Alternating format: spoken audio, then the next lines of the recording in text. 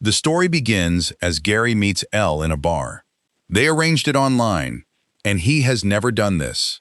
He is 40, nervous, and he cannot stop talking. She is direct, and she is not nervous at all. To fill the silence, he starts on a card player. Canada Bill keeps losing in a backroom game. His brother points out that the table is cheating. Bill knew that the second he sat down. He played anyway. It was the only game in town. Elle asks whether the story is really about them. A friend calls her, checking that she is safe. Then she offers to leave with him. He stalls, offering a movie and good jalapeno poppers. She cuts through it. It is only sex. The motel looks nothing like its photographs. A hand hits the bell on the empty desk. The man who comes out says they are closed. Nobody mentioned that when she booked. The room is booked under the name Harry Houdini. The nameplate reads Toby. Gary uses that name, asking for a room. The clerk spells out how the scam works. Women find lonely men online, then take everything. Elle calls him a racist, and he laughs at her. She threatens the police. He dares her to try. The room costs $100, cash only. Neither of them carries cash. Somebody has cut the phone line. A gas station 2 miles off has a cash machine. They are coming back for that room. 2 miles is a long walk. The keys are here. The car lights up in the motel lot. She calls it borrowing without permission. He drives. He still feels like it is stealing.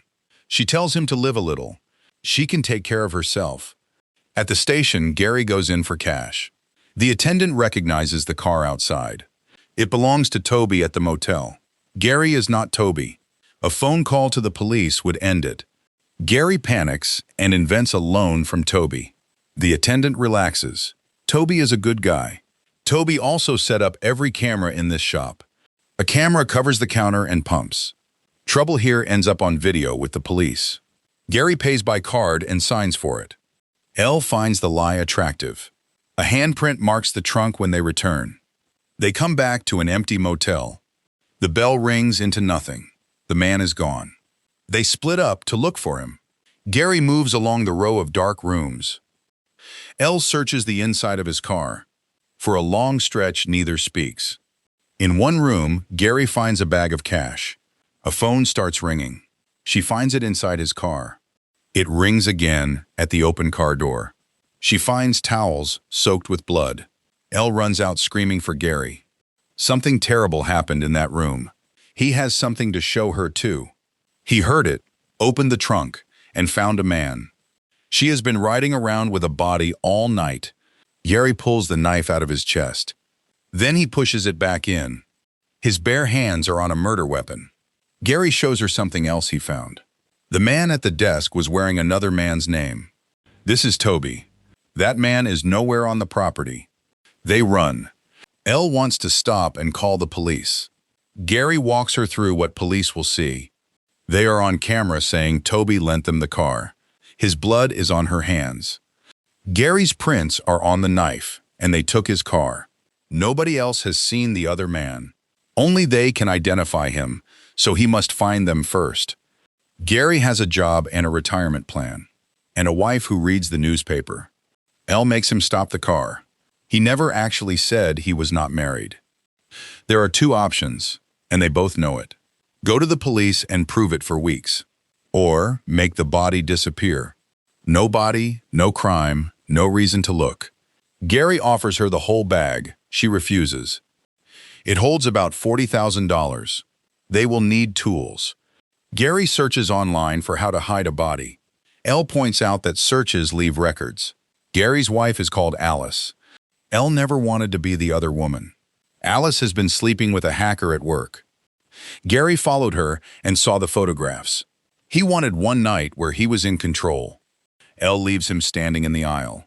They buy shovels, and Gary asks for a receipt. 2 miles off, the man from the motel stops a driver. His car broke down and he needs a ride. The driver refuses and orders him away. He asks the driver if he likes the cold. He cannot stand it. It gets into his bones. Then he kills him with a knife. He drags the body off the road. He takes the dead man's truck. Two officers pull into the hardware store car park. Toby is still in the trunk. Gary talks far too much about how fine everything is. An officer wants his identification. Elle explains that this is a blind date. The officer notices the state of the car. Elle buries her in a single mother's life. 2 jobs, 5 loads of laundry, a 3-year-old. Who has time to clean a car? Then the officer offers her a way out. Blink twice, and they will handle it. Elle looks straight at her. She is fine. The radio calls both officers away. Somebody found the driver. Elle really does have a daughter. Neither of them knew the other's worst thing. So they are even. In the woods, the digging starts and the talking gets honest. Gary pushes about her daughter and about the father. She shuts it down. They never wanted to know each other at all. He still loves his wife. That is probably the worst thing about him. The hole is deep enough. The dead man in the trunk sits up. Nobody had checked his pulse. Toby climbs out and runs. They chase him, shouting that they found him like this. They only want to help him. He is far too gone to take it in. He swings at them and staggers off. They run for the car. He follows. They think they have lost him on the road. Toby steps into the headlights, and the car hits him. They carry him to the verge and kneel. The apology covers everything except guilt. Toby is trying to say something. He presses something into her hand. Give this to Laura.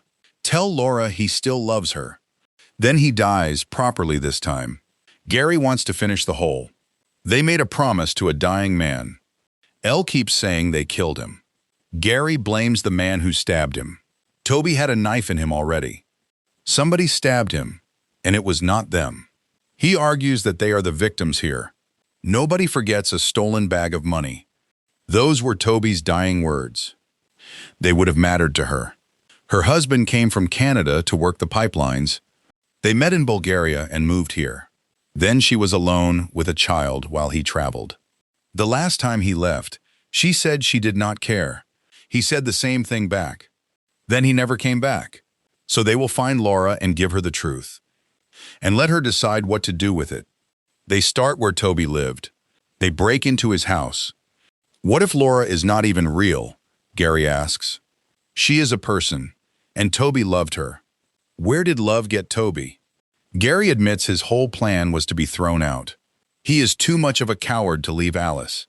Elle points out what he has done tonight. Crime is one thing. Love is worse. Elle sends him upstairs while she works below.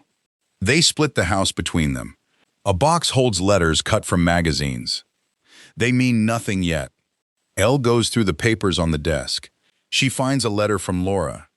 Laura got into money trouble last year. Her brother's friend turned out to be a dealer. She could not pay, so he told her to work it off. So she ran here and met Toby. Then he found her and doubled the debt.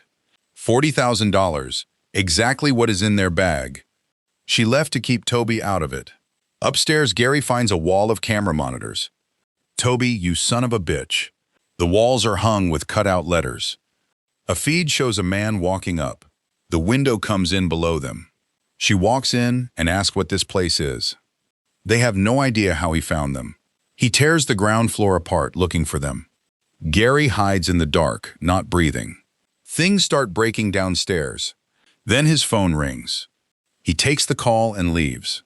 What saves them is not cleverness. They get out to the car, almost laughing about it. Then he steps into the road in front of them.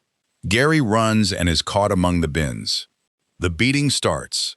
Nobody else needs to get hurt, Gary tries, except the one already killed tonight. Gary blurts out why Toby died. Spy cameras in the motel and blackmail. The man stops. What cameras? He never knew a recording existed. Gary begs for his life. Those are your last words, he says.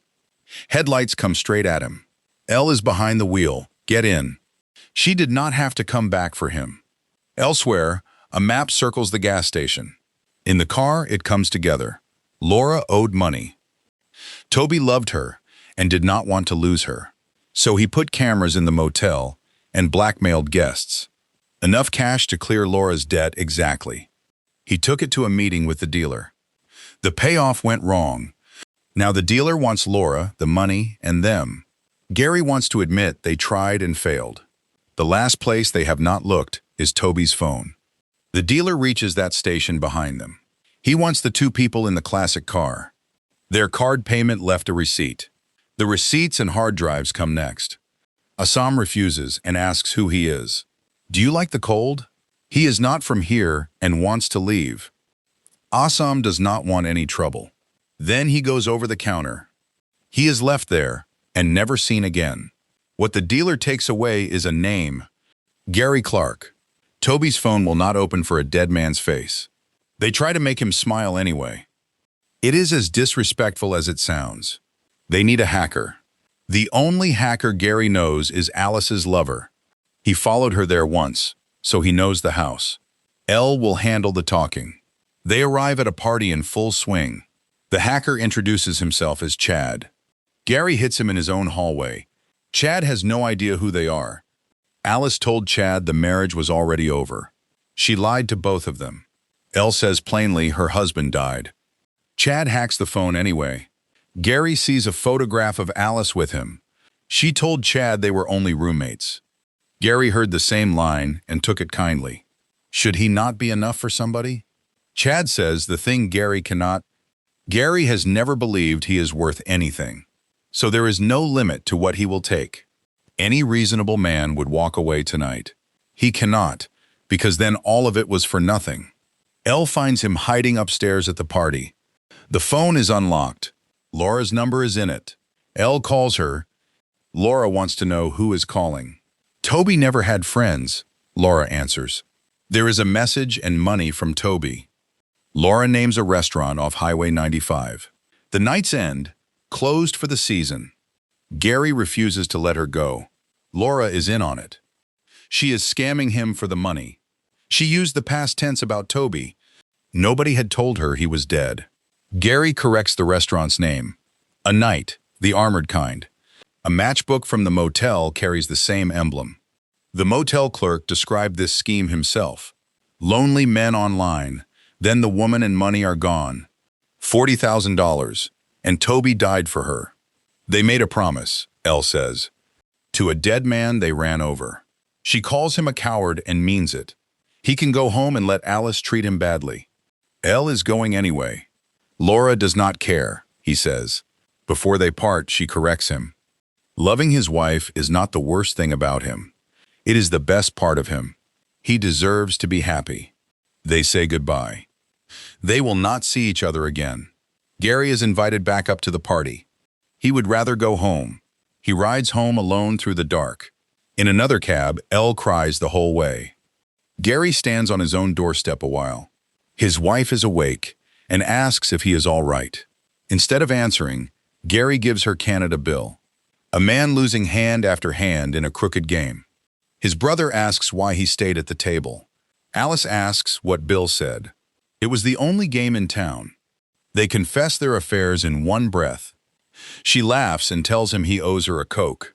They go to bed, still talking. Elle gets home and looks in on her daughter. Time for both of them to sleep now. At Gary's house, the television is still on. Somebody knocks at his door. The man from the motel greets him, and Gary goes down. Elle sits at her table and breaks down. She plays what Toby gave her. On the recording, Toby arrives with the money. Elle watches all of it. Gary wakes tied to a chair, his face ruined. They want to know where the girl is. Help them now, and both of them can go home. If they go looking, nobody promises anything. Toby thought Laura was real. She knows. That was the point.